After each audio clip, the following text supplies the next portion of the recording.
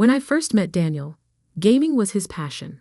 His eyes would light up whenever he talked about a new game, a difficult boss fight, or a late-night session with his friends. It was a part of him, something that brought him joy and excitement. I never minded it much. It was just something he loved. But a few months ago, he quit. "I've wasted too much time on this," he told me one evening, shutting down his console for what he claimed would be the last time. "I need to do something else with my life." At first, I admired his determination. It wasn't easy to walk away from something that had been such a big part of his life for years. I thought this would be good for him, for us. I imagined we'd have more time together, that we'd go on spontaneous dates, or pick up new hobbies as a couple. But that's not what happened. Instead of filling the void gaming left behind, Daniel just stopped doing anything at all. Now most of his days are spent sitting on the couch, sighing loudly, scrolling mindlessly through his phone, or staring at the ceiling. He gets irritated easily if the remote isn't where he left it, if I ask what he wants to do over the weekend, if dinner takes too long to cook. The enthusiasm that once defined him has been replaced by frustration, boredom, and restlessness. And I have no idea how to fix it. At first, I tried to be patient. Change is hard, and I knew Daniel needed time to adjust. But weeks passed, and nothing got better. Every evening, I come home from work and find him sprawled out on the couch, staring at his phone or flipping through TV channels without really watching anything. The energy he once had, the spark in his eyes when he talked about something he loved, was gone. "Hey," I said one night, sitting beside him. "Wanna go for a walk? The weather's nice." He barely looked up. Too tired. Tired from what? The words slipped out before I could stop them. He hadn't been working. He hadn't been doing anything. He shot me a glare. "I just don't feel like it." I sighed, trying to keep my frustration in check. "Okay, maybe we can find something else to do together. A new hobby?" "Like what?" His tone was flat. "I don't know, maybe hiking? Cooking? We could try painting." Daniel scoffed. "I'm not into that kind of stuff." I swallowed my disappointment. "Then what are you into?" Silence. He didn't have an answer, and that terrified me. Because if gaming was the only thing that ever made him happy, then who was he without it? I started dreading coming home. Every time I stepped through the door, I braced myself, wondering what version of Daniel I'd get that day. The sullen, silent one who barely acknowledged me, or the irritated, restless one who snapped over the smallest things. I missed him, not just the guy who used to game, but the guy who laughed, the guy who got excited about stupid little things, the guy who actually wanted to spend time with me.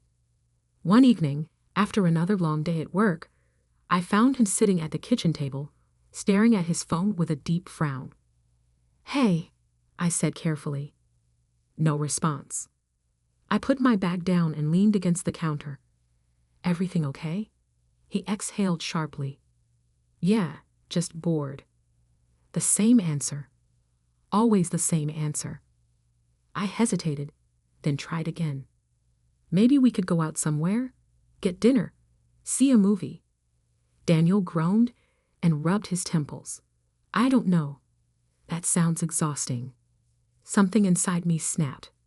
"Everything sounds exhausting to you lately," I said, crossing my arms. "But doing nothing all day isn't exactly making you happy, is it?" His head jerked up, eyes narrowing. "Oh, so now I'm a problem?" I flinched at his tone. "That's not what I—" "Then what are you saying?" His voice was sharp, defensive. "That I should just pick up some random hobby and magically be okay. That's not how it works, okay?" I took a deep breath, trying to stay calm. "I just want to help, Daniel." "Well, maybe I don't need help," he snapped, pushing his chair back with a scrape. "Maybe I just need people to stop acting like I'm broken." And with that, he grabbed his jacket and walked out the door. I stood there, heart pounding, staring at the empty space he left behind. For the first time, I wondered if love alone was enough to fix this. Daniel didn't come home for hours. By the time he did, I was already in bed, pretending to be asleep. I didn't want to fight again. I didn't even want to talk. The next morning, he acted like nothing had happened. No apology, no explanation, just the same tired sighs, the same empty looks.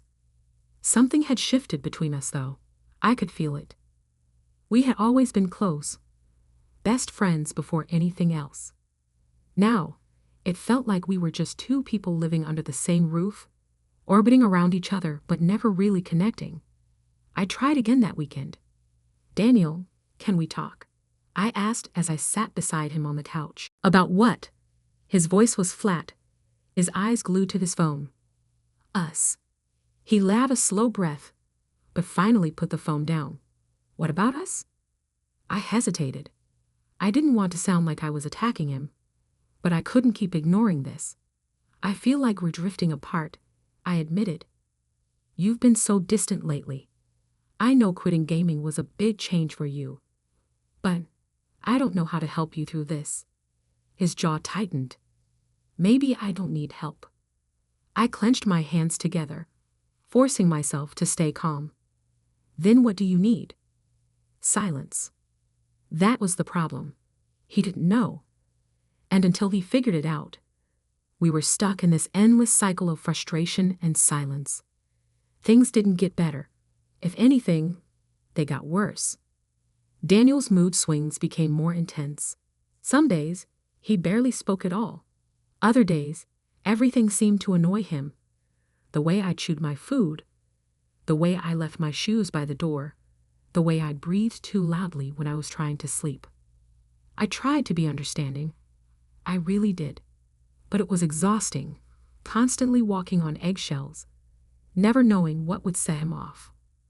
One night, after another tense dinner filled with nothing but sighs and one-word answers, I lost it.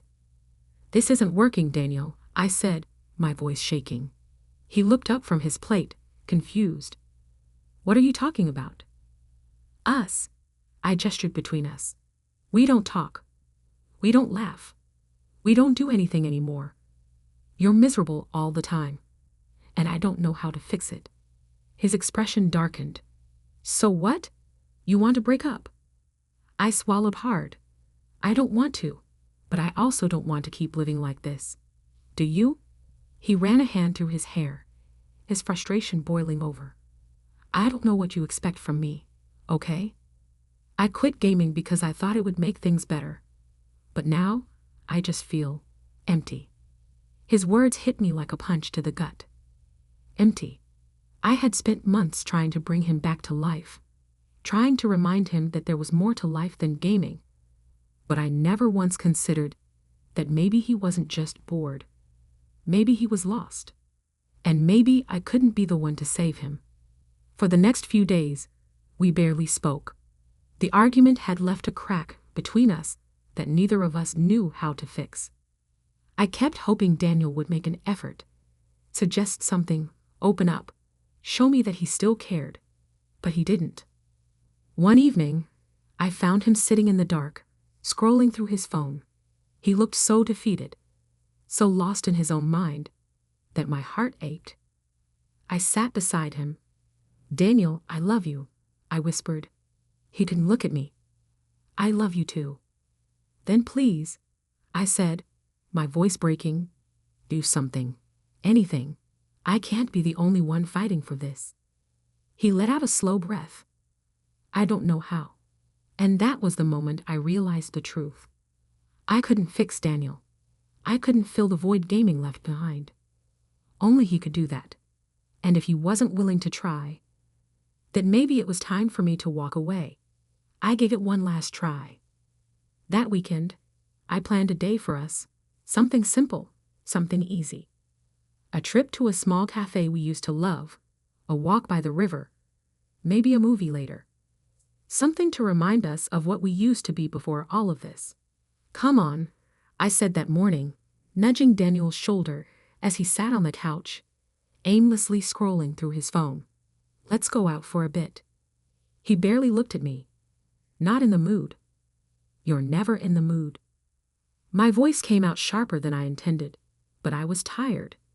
Tired of trying, tired of waiting, tired of hoping for something that never changed.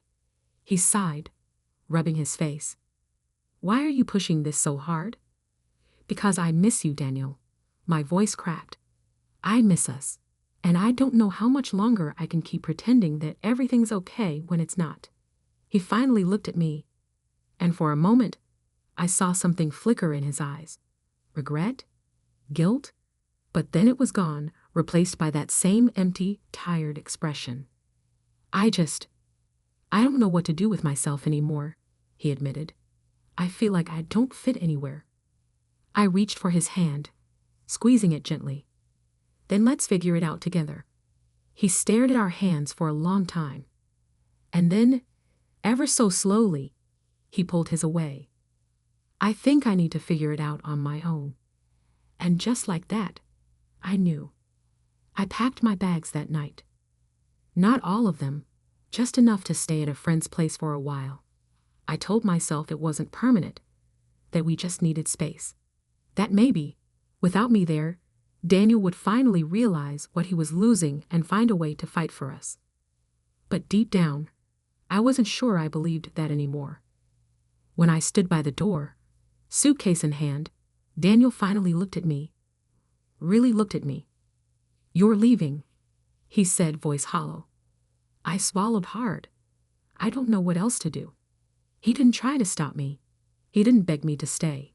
He just stood there, shoulders slumped, looking more lost than ever. I'm sorry, he whispered. I nodded, my throat too tight to speak. And then I walked away. The first few nights were the hardest. I kept expecting my phone to ring for Daniel to say he missed me, that he wanted to fix things, but the call never came. I cried myself to sleep more times than I'd like to admit. I replayed our conversations, wondering if I should have tried harder, been more patient, said something different.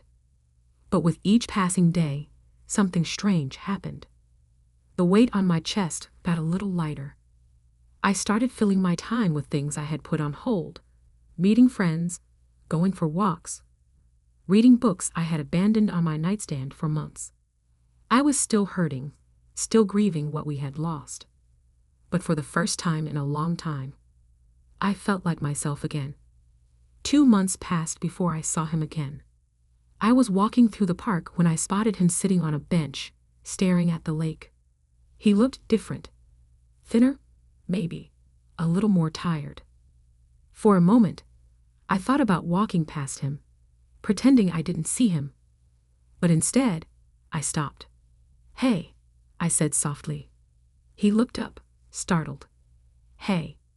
A beat of silence stretched between us. You look good, he finally said. I smiled, though it was tinged with sadness. So do you. He let out a soft laugh. Liar.